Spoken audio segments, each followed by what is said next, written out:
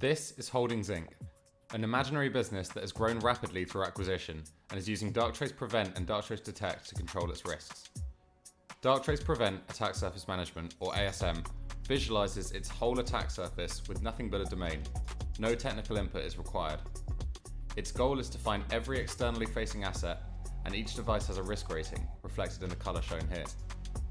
Clicking on this red asset reveals some risks, and we can see how it relates to other assets on the perimeter.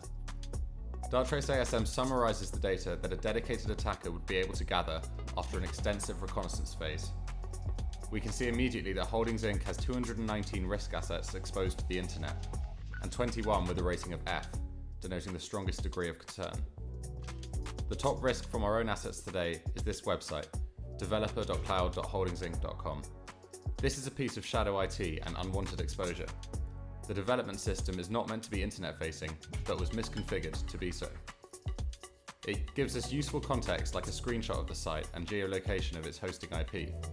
And we can see developer.cloud has an old-fashioned login form using a legacy application, Nginx. It gives us a list of all the vulnerabilities that version is exposing to the internet, with their well-known CVE references where we can find out more details. We can see there are several high and critical vulnerabilities present, and this is concerning. So now let's use Darktrace Prevent end-to-end, or E2E, to find out if this device were compromised, what else could be affected. And here it is.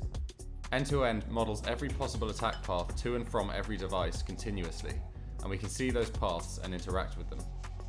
I can switch to view this device as a target rather than a source.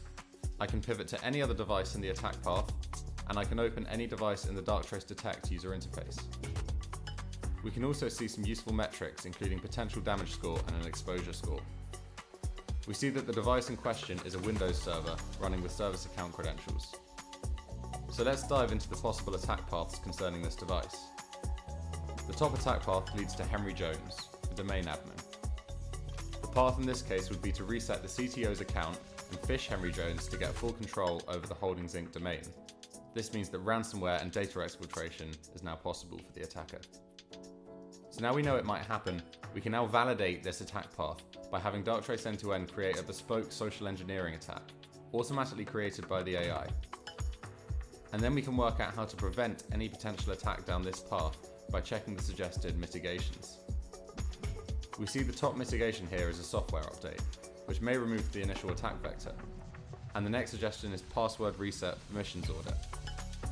Ensuring every account has the least required privileges is a vital step to reducing the blast radius of a compromise and prevent an attacker from moving laterally.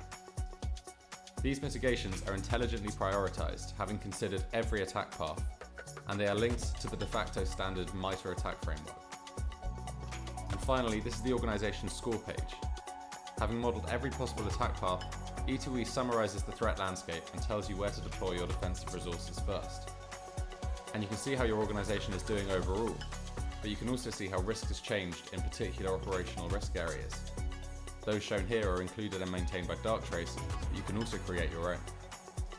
And lastly, we include rankings of top identities, accounts, and devices for all risk metrics.